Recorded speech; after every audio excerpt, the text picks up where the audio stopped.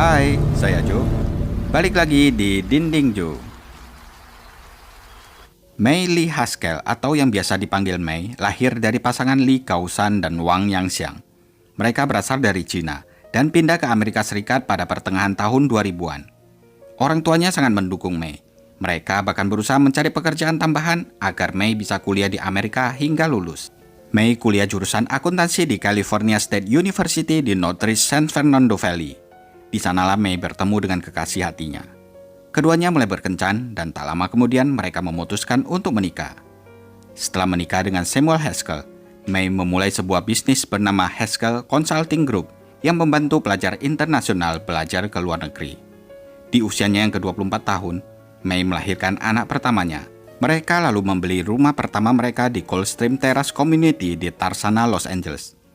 Rumah itu dibeli atas nama Mei, dan dia harus membayar cicilannya sekitar 7.000 US dollar atau sekitar 112 juta rupiah setiap bulannya. Pada akhirnya, Mei memiliki 3 orang anak, yaitu Sam, James, dan William. Karena sibuk mengelola bisnis dan mengurus anak-anaknya, Mei akhirnya memutuskan untuk membawa orang tuanya ke Amerika Serikat untuk tinggal bersama mereka dan merawat anak-anaknya. Sekarang mari kita membahas tentang suaminya Mei. Samuel Haskell IV atau yang biasa dipanggil Sam lahir pada tahun 1988. Ayahnya yang bernama Samuel Haskell III adalah seorang produser film yang mendapatkan penghargaan Emmy Award dan memiliki perusahaan produksi sendiri. Sam yang berusia 35 tahun adalah seorang pemuda yang bahagia karena dia tidak pernah kekurangan.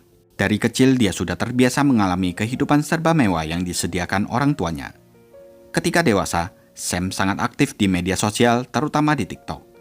Dia sering memposting kontennya secara teratur. Namun, kontennya cenderung kasar dan suka menghakimi orang lain. Sedangkan beberapa konten lainnya menggambarkan gaya hidup mewah yang dia peroleh melalui kekayaan ayahnya. Tetapi pada kenyataannya, Sam merasa kalau kehidupannya terasa datar dan hampa. Hampir dalam segala hal, dia diatur oleh ayahnya. Ayahnya yang membantu dia masuk ke industri hiburan dengan bekerja sebagai operator kamera di beberapa perusahaan sebelum dia membuka perusahaan produksinya sendiri yang bernama SB Group. Sam lalu mulai membuat video klip yang dipublikasikan secara online. Kemudian, dia bertemu dan menikah dengan Mei. Tidak lama kemudian, kedua mertuanya ikut tinggal di rumah Sam dan Mei untuk menjaga anak-anak mereka. Semuanya berjalan baik-baik saja, sampai pada bulan November 2023 sesuatu yang aneh terjadi. Mei dan kedua orang tuanya menghilang tanpa jejak. Paman Mei yang kebetulan juga tinggal di Los Angeles selama beberapa hari telah mencoba berulang kali untuk menghubungi Mei dan kedua orang tuanya Mei dengan menggunakan WeChat, akan tetapi dia tidak mendapatkan balasan sama sekali. Pada tanggal 8 November 2023, pamannya masuk ke akun medsosnya Mei untuk memeriksa aktivitas terakhir Mei. Dan ternyata akun tersebut telah dihapus. Jejak selama 10 tahun termasuk teman dan foto-foto telah dihapus semuanya dalam semalam. Menurut laporan, Mei dan orang tuanya terakhir kali terlihat pada tanggal 6 November 2023. Salah seorang tetangga melihat Mei masuk ke mobilnya, lalu pergi meninggalkan rumahnya dalam keadaan kesal. Beberapa hari kemudian, pada tanggal 7 November, seorang tetangga Mei mencium bau busuk di luar rumahnya. Tapi, dia mengira itu adalah bau dari hewan yang mati. Selain itu, tetangganya juga memperhatikan kalau Sam terlihat aneh. Sam memanggil beberapa orang untuk melakukan pekerjaan rumah tangga, dan 3 orang itu langsung menuju garasinya Sam, lalu membawa keluar beberapa kantong sampah besar untuk dibuang. Sam kemudian memberi mereka uang sebanyak 500 US dollar atau sekitar 8 juta rupiah untuk membuangnya. Dan ketika dia mencoba menanyakan Sam apa isi kantong sampah tersebut, Sam memberitahu tetangganya bahwa kantong itu berisi batu dan bekas dekorasi Halloween. Namun, apa yang tetangga Sam tidak ketahui adalah, setelah melewati 1 blok dari rumah Sam, para petugas kebersihan itu segera menyadari bahwa ada yang aneh. Apa yang mereka bawa itu terasa basah dan lembek.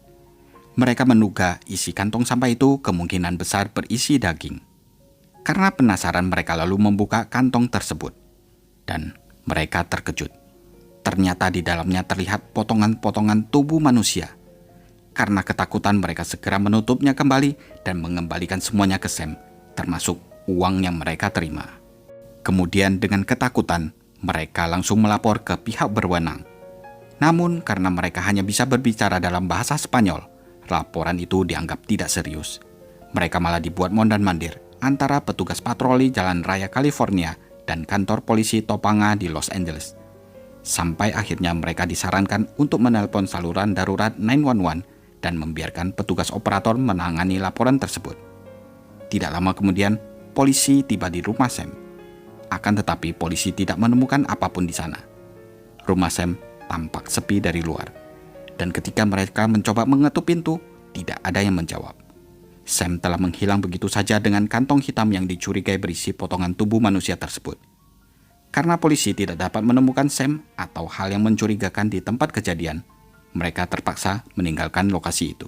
Keesokan harinya pada tanggal 8 November 2023, polisi kembali menerima laporan dari seseorang yang melaporkan telah melihat mayat di dalam tempat sampah.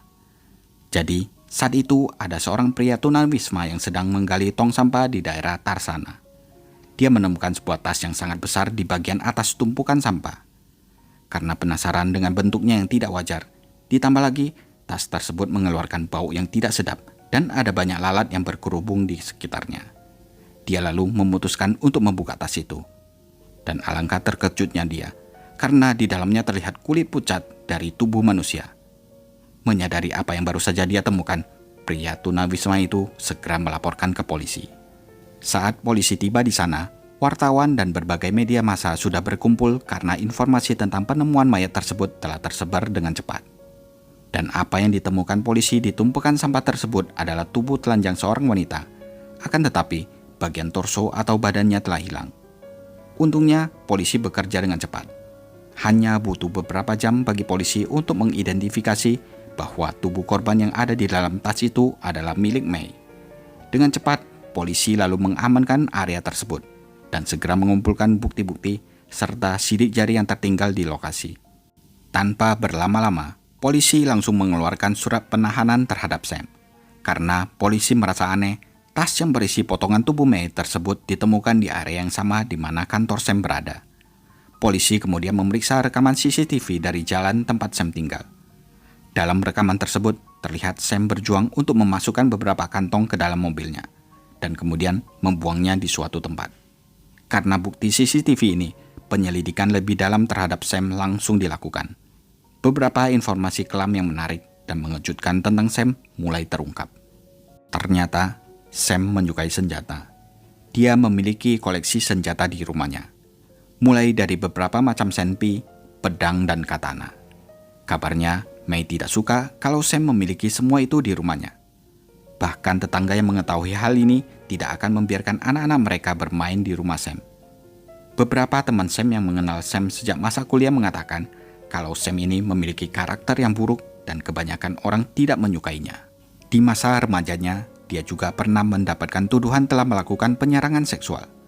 Jadi, saat dia duduk di kelas 7 di sekolah Calabasas, Sam sudah menjadi seorang pembohong. Dia suka diam-diam menyentuh bagian intim teman wanitanya saat di dalam kelas. Semua siswa tahu kalau dia orang yang jahat dan bermasalah. Tetapi, dia tidak pernah mendapatkan hukuman, karena orang tuanya adalah penyumbang dana terbesar di sekolah tersebut. Sampai akhirnya, Sam harus dikeluarkan karena telah memperkosa siswi lainnya. Sam juga diduga memiliki masalah kesehatan mental dan sedang menjalani pengobatan. Dia juga dicurigai menggunakan narkoba yang dapat mempengaruhi perilakunya. Itulah alasannya mengapa dia sering bertingkah aneh.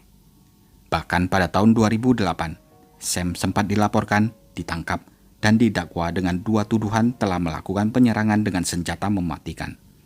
Dia kemudian dijatuhi hukuman percobaan selama 3 tahun. Nah, sekarang cerita kembali ke saat polisi memburu Sam.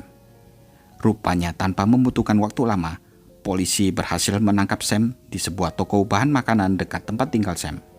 Sementara itu, beberapa polisi lainnya menggeledah rumahnya. Di sana, mereka menemukan darah dan lebih banyak lagi bagian tubuh manusia. Polisi tidak dapat menemukan 2 kantong lainnya yang dilaporkan oleh para pekerja kebersihan yang dimintai tolong oleh Sam. Polisi juga tidak dapat menemukan orang tuanya May. Polisi curiga bahwa mereka berdua sebenarnya sudah tewas dan berada di dalam 2 kantong tersebut. Tidak ada yang tahu di mana Sam membuangnya atau kenapa dia melakukan semua ini. Dari luar, Sam tampak bahagia dengan keluarganya. Jadi mengapa dia melakukan tindakan keji seperti itu? Polisi tidak dapat menemukan motif Sam melalui penyelidikan mereka. Akan tetapi menurut temannya May, sebenarnya May sudah lama ingin berpisah dengan Sam karena perilaku aneh suaminya. Selama bertahun-tahun, May ingin bercerai karena dialah yang bekerja untuk menghidupi keluarganya. Sam tidak berkontribusi apapun pada rumah tangga mereka. Pada tahun 2019, seorang teman May yang bernama Jenny secara eksklusif mengatakan kepada dailymail.com bahwa May lah yang pertama kali mengungkit masalah perceraian pada saat itu. Akan tetapi May tidak tahu bagaimana caranya untuk berpisah dari Sam. Karena jika bercerai, ayah mertuanya pasti akan memburu dan membunuh dia. Karena dia adalah pria yang berkuasa dan berbahaya.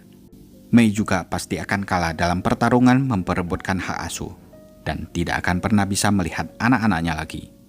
Itulah sebabnya May merasa terjebak dan putus asa. Jadi dia terpaksa tetap tinggal bersama Sam, meskipun Sam melakukan kekerasan fisik terhadapnya. Dari hasil otopsi terhadap tubuh May, tampaknya Sam telah melakukan penyiksaan terhadap May sebelum membunuhnya. May mungkin masih hidup ketika Sam memotong-motong anggota tubuhnya dengan pedang dan alat pemotong listrik yang tajam. Setelah itu, kepala May dipenggal dengan satu sabetan yang kuat. May kemungkinan besar juga dipukuli, dicekik, dan ditembak. Karena hal ini, Sam didakwa dengan 3 tuduhan pembunuhan dan terancam mendapatkan hukuman penjara seumur hidup tanpa kemungkinan pembebasan bersyarat. Dia tidak mengajukan pembelaan ataupun banding. Sedangkan ketiga anaknya sekarang berada dalam pengawasan Departemen Layanan Anak dan Keluarga. Masa depan mereka masih belum pasti. Akan tetapi keluarganya Sam berharap untuk mendapatkan hak asuhnya. Sewaktu di persidangan, Sam hadir tanpa mengenakan baju dan memegang makanan yang ada di dalam kantong plastik. Dia tampak tenang dan acuh tak acuh. Wajahnya tidak menunjukkan penyesalan, seolah-olah dia tidak melakukan kesalahan apapun. 2 kantong yang berisi potongan tubuh orang tua May sampai saat ini masih belum ditemukan. Dan Sam tidak menyebutkan apapun tentang hal tersebut selama interogasinya. Polisi menyimpulkan bahwa kemungkinan besar Sam telah membuangnya di tempat sampah yang berbeda di sekitar kota lainnya atau mungkin lebih jauh lagi. Untungnya, tubuh May ditemukan dan Sam bisa ditangkap. Jika tidak, polisi akan terus mencari ketiga orang hilang itu selamanya. Sementara, Sam akan menyelinap pergi begitu saja setelah melakukan kejahatan yang begitu mengerikan. Kini, meskipun Sam telah dipenjara, tetapi banyak orang takut kalau ayahnya yang berkuasa akan dapat mempersingkat hukumannya atau bahkan membebaskannya. Nah, gimana menurut kalian? Tulis di kolom komentar ya.